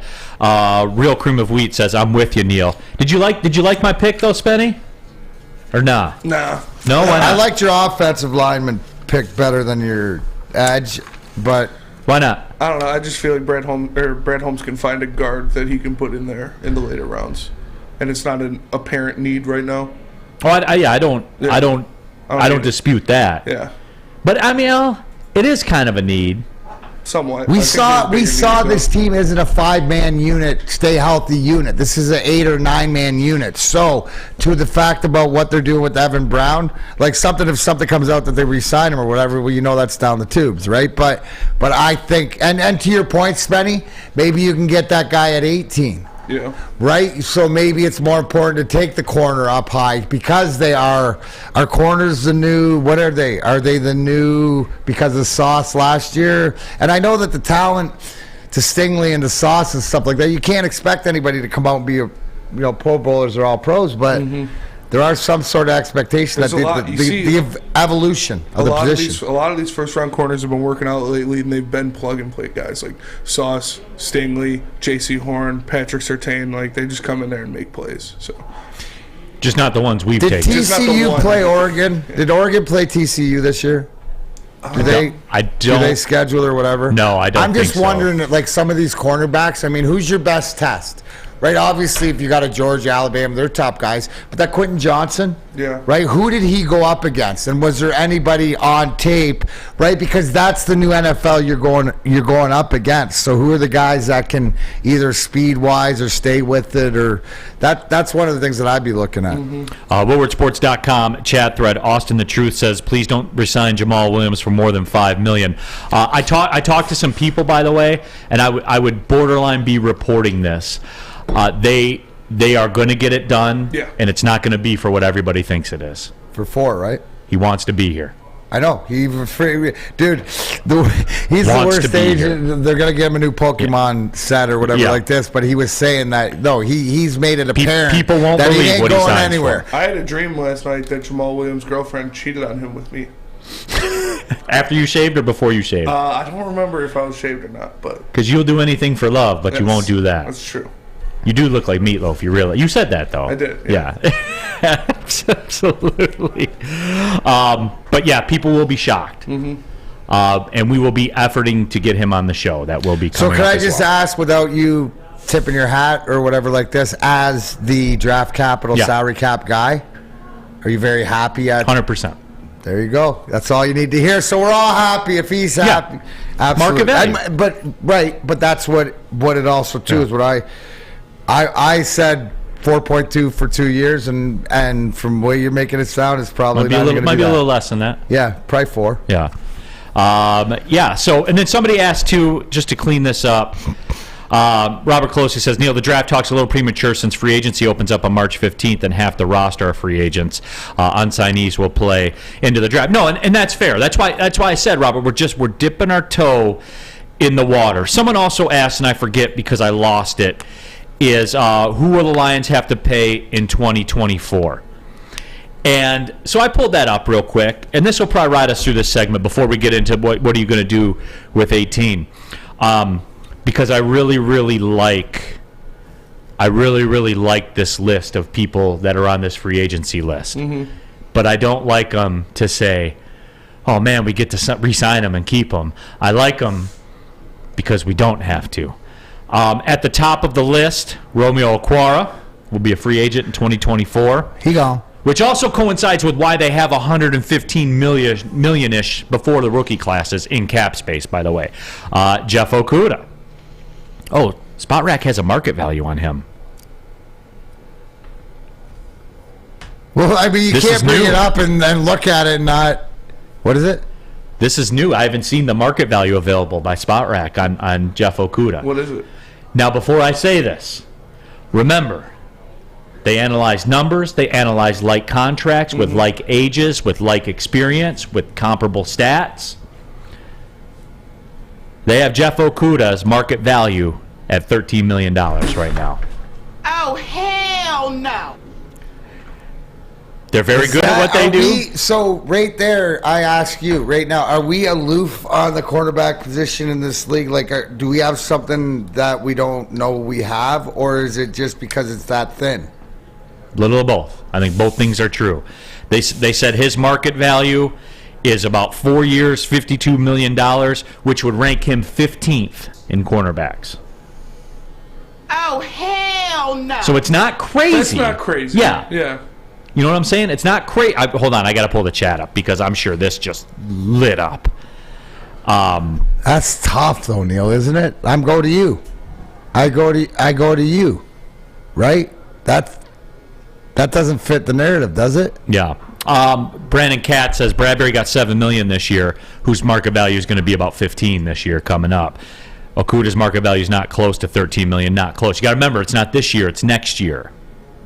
You got to remember that because he's got the last year. Yep. 5th year. So you're talking next year.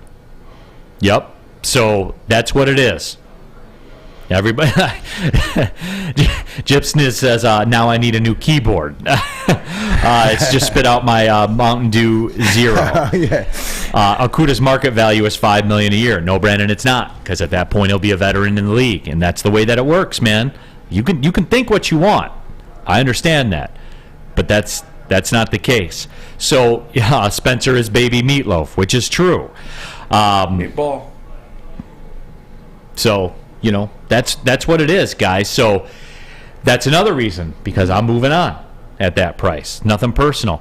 Michael Brockers, but I would assume he won't be a UFA then. He'll be a UFA after this year, but whatever, you got to go by it. So we're talking the 2023-24 season. Correct. At the end of next season. So we're not talking this season. No, we're talking the end of, because someone asked. Because that plays into the account what you're going to do with the draft. People into the chat. So with the CUDA, so this year the decision isn't happening. He's still on his rookie deal, right? It's the next year, and that's what they value him at after this year. Now, would they take into is that projecting what they think he'll do this year, obviously? Yeah. Well, so that tells me that they're projecting that he's going to have a big year.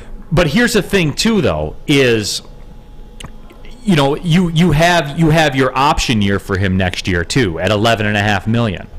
Well, if his market value is 13 and he improves, so... You see? Anyways, we can honestly say that a decision... Has to be made. Absolutely. I don't think it's as tough as what Steve Yzerman with Dylan Larkin, but it's also a decision. So after next year, but these are the things, though. So this is another example. You can't even pay Larkin $9 million, and you're paying this guy wrong sport. But that's another thing where Spenmo's play, and I value the question that they asked in the chat thread, because what are the 2024 free agents that has an impact, possibly? And that's where Spenny's question, or his suggested draft pick, becomes more palatable. Yeah, you know what I'm saying? Like, no, it I makes can deal sense, with it. If you're going to move on from a 13 million guy, but get him on the beginning of get the draft pick 6 overall, yes, on less money, so you're saving money there, right? Yeah, Mike G says you have to make the decision to scissor or not to scissor Okuda, which is the thing. But guys, again, going back to it, so next year is his option year. So either you let him walk, or you pay him $11.5 million next year. Those are your only two choices. There isn't no renegotiations or anything like that. Those are your two choices with Jeff Okuda. Just keep an eye on it. That's all I'm saying. Just keep an eye on it. So is it safe to say, just to put an end to this conversation, that at this point you wouldn't do it? Probably not. Okay. Especially if the Spenmo Rackster card gets pulled up. Right, and especially if you don't see it being done. When does this usually happen? Would it be after the season, or would it be before in this free agent period? Theoretically could happen at any time where they just say we're not picking up his option. And when they do that, that would red light you about cornerback number 6. Right. So, but yeah, we'll get to pick 18. I promise you. We're going to do it when we come back. No BS. D-Mac's going to tell you where to get your haircut. Absolutely. Talking about scissors. Come to Lady Jane's for an award-winning haircut experience and register for once-in-a-lifetime opportunity to win $200,000. Yes, $200K towards your dream home. How do you do it? You walk into Lady Jane's. You register. Lady Jane's open 7 days a week. Walk in anytime. It's wicked awesome. Tell them. Big D Energy. We set you. Saturdays at 1 p.m. Make sure you're watching WoodwardSports.com for our new show, Chompin' Puck. He shoots! He scores! With 4-time Stanley Cup champion Darren McCarty and Michael Gentry. Chompin' Puck is taking the Detroit hockey community and giving them a voice. Pros to Joes. You'll get the best Detroit hockey coverage around. Chompin' Puck. Saturdays 1 p.m. on WoodwardSports.com. You don't have to go to the beach, man. You don't have to get your butt crack full of sand. You just need a little chili peppers, man, to get that glowing beach chili peppers tan. Woo! With 26 locations in the Metro Detroit area and more coming, Chili Peppers Tanning is where you'll find the cleanest salons in the D. Join the Pepper Club for the best deals on unlimited tanning. Head to chilipepperstanning.com. You just need a little chili peppers, man. 3 NBA championships. Detroit fans were there. 11 Stanley Cups. Detroit fans were there. 4 World Series wins. Detroit fans were there. And that one Lions playoff win in 1991? Yeah, Detroit fans were there. Woodward Sports, where the fans are. Back at it, Big D Energy, Woodward Sports Network. Neal, Ruhl, Darren, McCarty, Sam Flannel, Spencer Rackster, all of you, WoodwardSports.com chat thread. It is time now. We're dipping our toe. That's it. I know free agency starts in about a month. I get that. We're just having the discussion. We went around the room. Everybody was different, too, at 6, by the way. Spenmo, you wanted Gonzalez, the cornerback. Sam Flannel, which way did you go again? Brian Brzee. Oh, yeah, Brian Brzee, that's right. D-Mac, where were you at? I went with the cornerback Witherspoon out of Witherspoon Illinois. out of Illinois, yes. That is correct. I went with Tyree Wilson, who now with the fall of C.J. Stroud is being projected from what I'm seeing, to be taken by Seattle. If that were the case, if he were not available, I would go Peter Skoronski and put him at guard and not worry about the spot for 10 years and have the best offensive line in all of the National Football League. All right, it's time for 18, and Spenmo, we'll put you on the clock again. Just as a primer, the ESPN draft, that's not Mel Kiper, they had Gonzalez at 17 to Pittsburgh. I don't think he'll be there, but I do think what the Lions are going to do is going to take Wilson or Murphy and then get a cornerback at 18. But I just want Gonzalez, so I'm taking him at 6. Okay. And at 18, the Detroit Lions, the pick is in. Sam Flannel. With the 18th pick overall in the NFL draft, the Detroit Lions select Bijan Robinson, running back, Texas. Interesting. So this ESPN mock that I'm looking at, they actually have the Eagles taking him at 10. Woo! So I wonder if he's going to be that flavor, right? I'm wondering, but I'll give it to you because you don't see that everywhere. I'll give it to you. We're just dipping our toe in the water. Dipping our toe. So I assume that the DeAndre Swift era is over as far as you're concerned. OVA. Okay. There you have it. Give him a running back. He wants the best one on the board. He's getting his man. Curious to see what the court of public opinion has to say about that. Brandon says 0 chance the Eagles will take a running back. Isn't Sanders a free agent? Yes. There's a very high chance they take a running back. They are in cap. They got a choice. Yeah. You can either bring everybody back or sign Jalen Hurts. Mm-hmm. So they're absolutely. I could definitely see that. What do you got, Sam Flannel? Okay, I'll give myself the shine. All right. At number 18, we were talking about corners. In fact, Spenny and D-Mac picked a corner at number 6. At number 18, I'm gonna give you a choice of 2 depending on who's available, and depending on which mock draft you look at, who knows. I will either go with Joey Porter Jr. or Devon Witherspoon, the Big Ten quarterback duo. And I just think that... Good luck. But you see some when they're available. That's why I gave you two choices.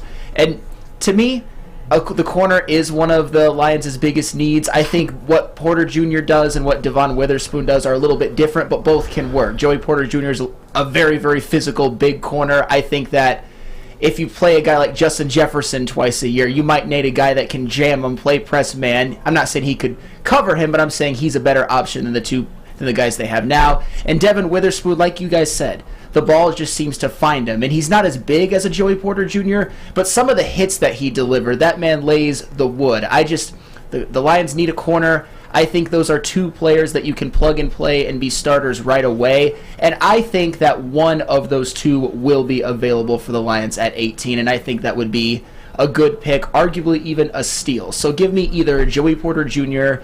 or Devon Witherspoon, and I can do that because as number 18, you don't know who's going to be available. No, and I get it, and that's fair. We're in the same place. We're just getting there differently, I feel like. Mm-hmm. But those are options. Those are options that are out there. When you have 2 picks in the top 18, to quote T.I., you can do whatever you like. Thanks. What do you got, D-Mac? No, you can. I think that now, because here's the one thing, right?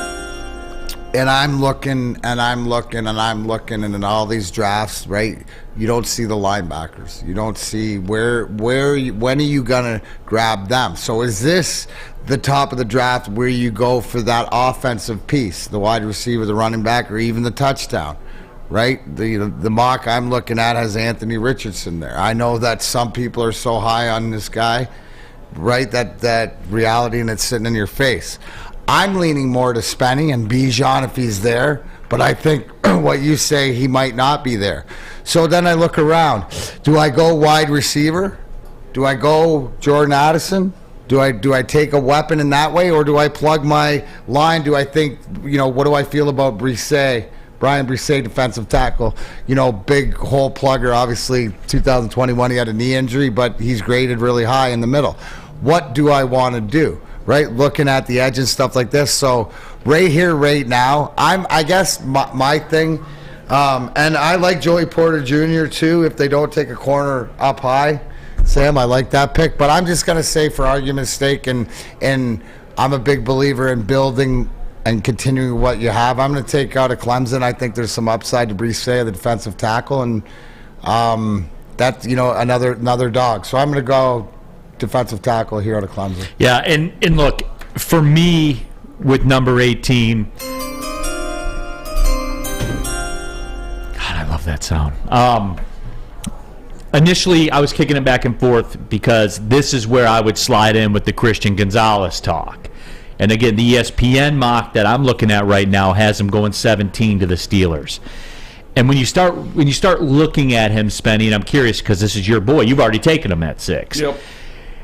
I don't think that when the combine hits and he rolls out and runs a 4.29, yeah, that's a wrap. And he has the highest vertical jump out of corners and the longest arm. Yeah, like it's going to be, you watch, dude, the jump that he's going to take, he will go into that top 8 conversation. Yes. Because there's nothing like good old combine sex appeal, man. Well, it's the whole thing is we're having this conversation, and it doesn't matter till that's why we're just dipping our toe. Yeah, that's why we're just dipping our toe in it. So, as it sits now, since it's a pick in front of mine, I guess it could be like a realistic out, but I'm not going to do that because it's not going to be realistic because I deal in fact. And once the combine comes, this guy's going to be the next hot name, and people are going to be all over it. Like Mike G says, 3 cone drills give me the big D. They absolutely give a lot of people the big D. So that's where I, respond and pivot. And no ESPN, I'm not, as the Detroit Lions, taking Lucas Van Ness, a defensive end from Iowa. Nope, not doing that. Backup defensive end from Iowa. Didn't even start. Right. Emmanuel Forbes. I like that. And I know he doesn't have like the 6'2" that your boy Gonzalez does. But again, he makes plays. 6 picks. Plays in the SEC, always plays high level. Coaches don't like to mess with him all that much. Doesn't get like the challenged all the time. We've gone to this tree before with Darius Slay. Yep. And it worked out well. So that's where I'm going. Again, my theories, and I think all of our theories are roughly the same. We just go about them in a different way. So I have Tyree Wilson and I have Forbes.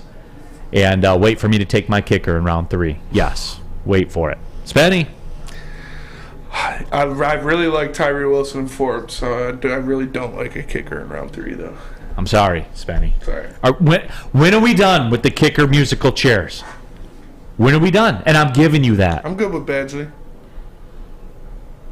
Are you? Yeah, I'm good with Badgley.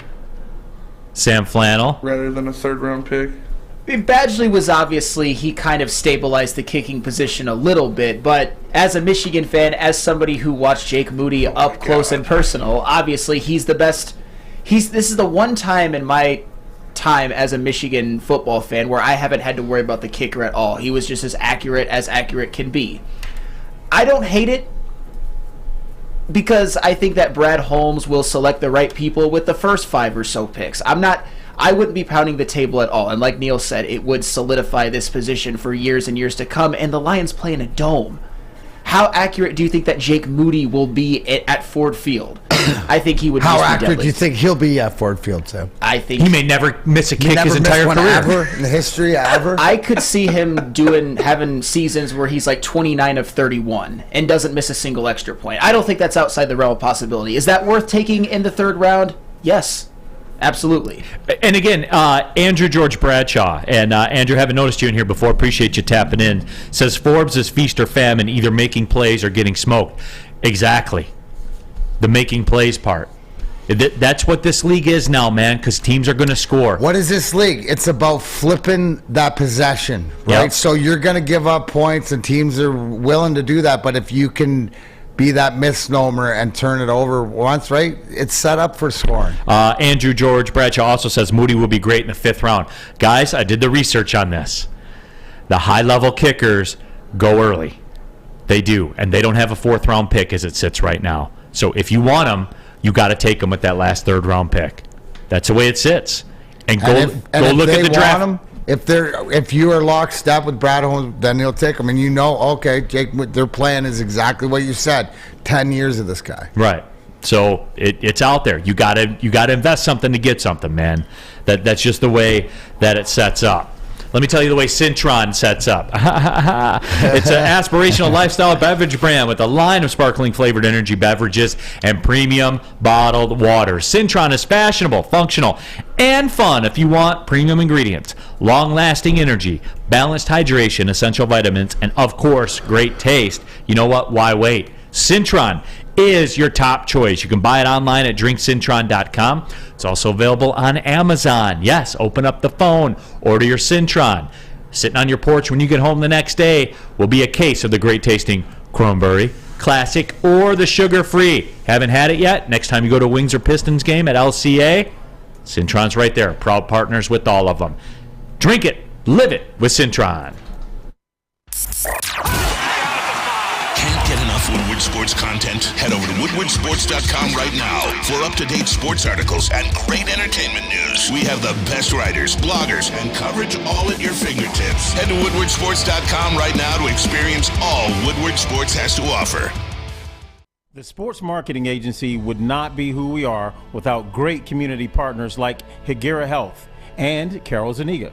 It's an awesome opportunity to partner with your organization. Higuera Health is a comprehensive behavioral health organization. We serve children through older adults with mental health, substance use, and developmental disabilities across Western Wayne counties, and really excited to now be in downriver communities as well. Give us a call at 734-458-4601. We don't like to brag that we are the toughest sports network in Detroit, but we do have a guy named Darren McCarty on our side. LVIII and McCarty, who've had a good knockdown drag up. There they go, right on the whistle. They were talking to one another. Woodward Sports. Ruhl here for Custom Health Centers. Our Ryan Ermanni has started his journey with Custom Health. He's already got a six-pack. That's how quick it works. No, we're just playing. But he is on his way. He's down 15 pounds so far with Custom Health Centers. You can be too. Custom Health Centers has over 20,000 success stories. They've helped many professional athletes lose weight as well. Detroit Lion great Eddie Murray, Detroit Piston bad boy Rick Mahorn's down over 50 pounds with Custom Health Center. You can be next. Start losing weight today. Call Dr. Jason and Custom Health at 844-789-8446. That's 844-789-THIN. It's Custom Health Centers. Back on and pushing. Big D Energy, Woodward Sports Network, dipping our toe in the NFL draft water. We know the free agency hasn't been lined up yet. We know all this. We're just seeing where everybody's head is at. And D-Mac, it's fun because of the intrigue of, could you get the guy that puts this over the top? Oh, it's out there. It's a possibility. I thought it was fun because you got somebody that's absolutely capable of making your team better and has proved it. So we're going into this not going, oh my gosh, how are they going to destroy this organization? Instead, oh my gosh, who are we going to see play with this team next year? That's the exciting part. Because, Neal, like we were talking about yesterday, here's your window to the north. Is this team... Yeah, obviously, Super Bowl odds came out. Detroit's in the top 10 in Super Bowl odds. That's a start. Favored to win the North and stuff like this. So you need guys to come in and make an impact to take you over the edge. Are we comfortable with that, by the way? We didn't even get a chance to discuss that. Yeah. What? Top 10 in the NFL in Super Bowl odds? Right around 30-1, depending on where you shop? I think we are, because you know what? Maybe that's the respect being seen by nationally, right? So now we expect it because that's something that we can build towards, right? Build towards. So now you got to act like it, right? Act like you're a 30-1 team. That means you compete. That means you make the playoffs. That means you make it uncomfortable, right? It's not outside the laws of probability, right? It's just unlikely. But 30-1. Listen, Daytona 500 is coming up. There's some great bets at 30-1 for that race. It's all like 30-1 is respectful, and I think we should be comfortable, because I think this is. And if you're not, then get comfortable, because this is going to be more the norm. That's what I expect. Peter Van Larhoven says, no freaking kicker in the third. Have you guys lost your minds? Well, Peter, last year in the draft, Cade York was taken by the Browns in the 4th round. And you don't have a 4th round pick. That's last year. That was the first kicker off the board? 4th round. And you don't have a 4th round pick. So do you want him or no? I do. Well, the bottom line is if Brad Holmes and Dan Campbell, and they're sitting there going, I believe Jake Moody will be a kicker here for 10 years. He is that lock stock, sort of like what Baltimore did with Justin Tucker. The year before that, Evan McPherson went in the 5th round, was a 5th pick of the 5th round. Like, so this is the slot, guys. I think it comes down to, Neal, where you're entering territory. It's all about you being initiating. You being the one to go out and I need this and I need that. You go to the grocery store. You're not worried about what's on sale. You're just going, I need this and I need that and I need that. Now we're not worried about sort of the money and the spent, because you have that. You've taken care of that. You've cut your losses, right? Where you've recouped or got guys off the books from bad deals that you've come into. So, I mean, I believe it's a priority to me. It's a priority, yeah. Right? Is the spot a priority to you, Sam Flannel? Is the kicker spot a priority? Well, the reality is with the kicker position in the NFL and all of football is that they can decide a team's fate so much. If you have an opportunity to get a guy who is basically automatic, that eases a lot of worries for NFL teams, because the last thing you want to do if you're an NFL franchise, if you're the Detroit Lions, for example, and they're sort of sitting at a spot where they're teetering on their playoff chances are teetering, and say they keep Michael Badgley and he misses a big field goal, you don't want that to be the reason why your team doesn't accomplish as much as you think they will, or why you lose a playoff game. Hello, the Buffalo Bills with Scott Norwood, although that wasn't an easy kick, but you get my point. Kickers, even though people make fun of them, they're not real football players, and I don't want them to decide so much, but it's not about what I want, it's about reality.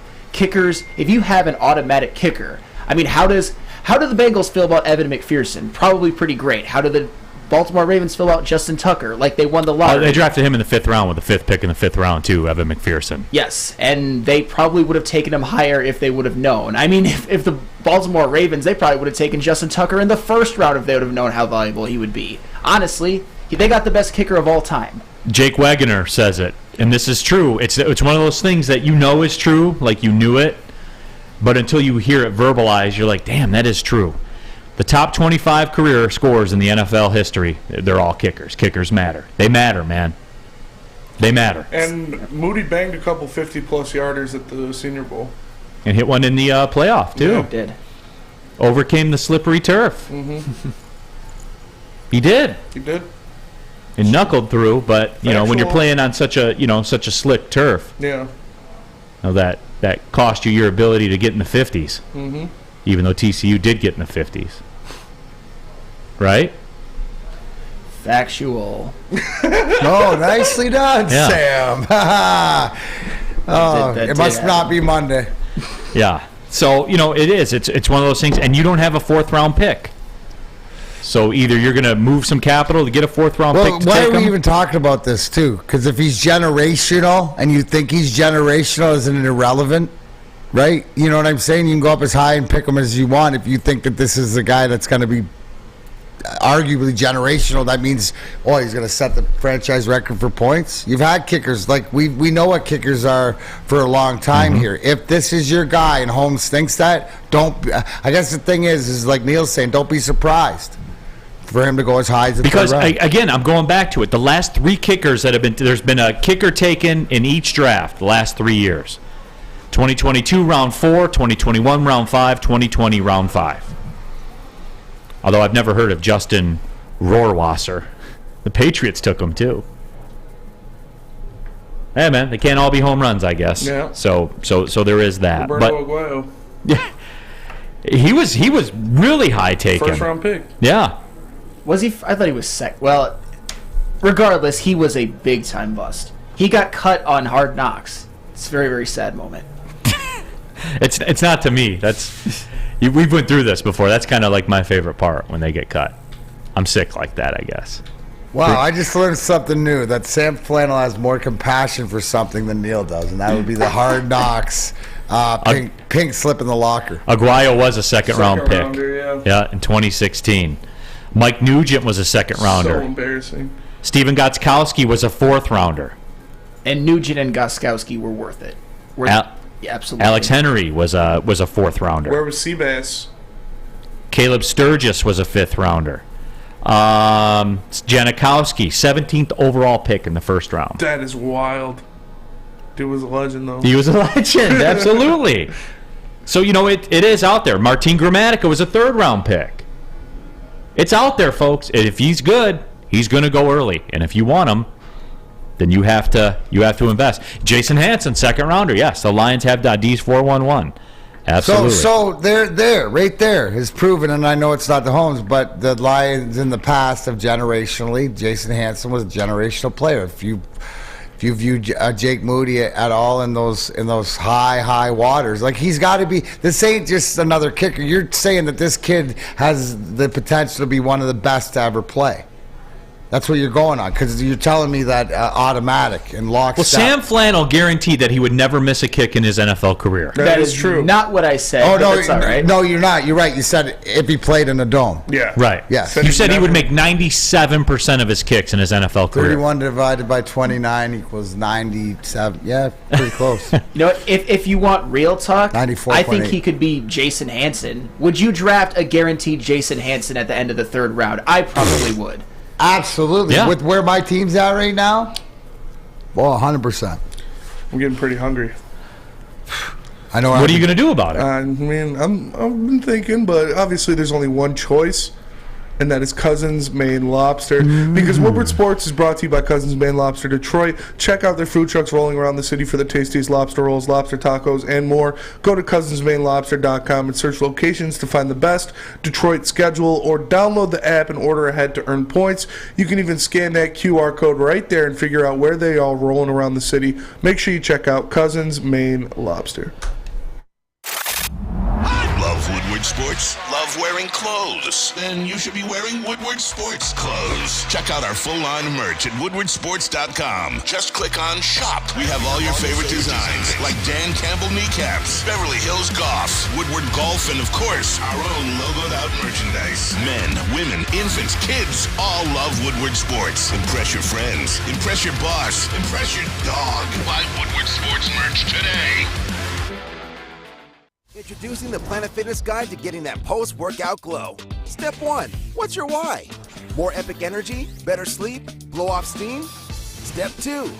Join Planet Fitness for just $10 a month and get moving in our clean and spacious clubs. Step 3. Bask in that post-workout glow. Join Planet Fitness today for just $10 a month. Join today at any of the 50-plus Detroit area locations. It's a great day to get some Centron in your life. Okay. There it is. Centron, here we go. Gotta grab the cranberry. Oh wait, it's 2 for $4. Gotta double up with the classic as well. Centron World, baby.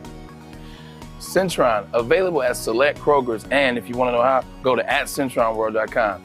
You get dope like me. You know what? Why wait?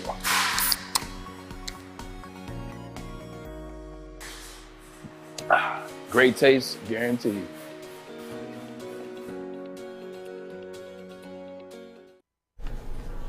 What's going on? Hello out there from Guardian Alarm. You know the customized solutions from real expert professional technicians that take the time to recommend security and automation solutions specific to your needs. You want to be involved? I need you to call the number 1-800. Stay up. 24/7 professional monitoring call. Anytime, day or night. Northern Guardian team member will stay on the phone as long as it's needed, but I need you to call the number 1-800. Stay up. Technology backed by people. Your safety and security deserves. Technology has been proven to work, and people who have been proven to care about it. Just like Sam Flannel, who cares so much about flannel protection. How many straight days of protection from Guardian Alarm? 212 straight days of flannel protection. So whether if you have something business or personal that is just as important to you, give them a call today. 1-800. Stay out. Stay out of the top 10 draft talks quarterback from Kentucky, whose name shall never be mentioned on the show.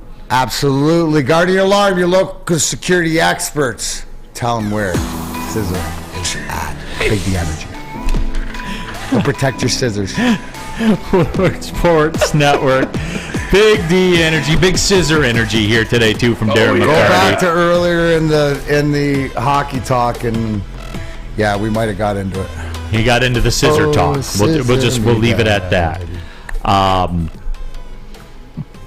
Brandon Katz's going to die on the hill for this, huh? Detroit needs a lot on defense. It doesn't make sense for them to take a kicker in the third round. I would contend they need a kicker situation. Yeah, he did say that they're a dime a dozen unless they're top talent. Isn't that what we were saying? That's the whole premise. I mean, isn't the premise like the rest of it? So, and it's funny too because I'm looking back because someone asked on the WoodwardSports.com chat thread. They were asking where Jason Hansen got drafted, and he was a second-round pick in 1992.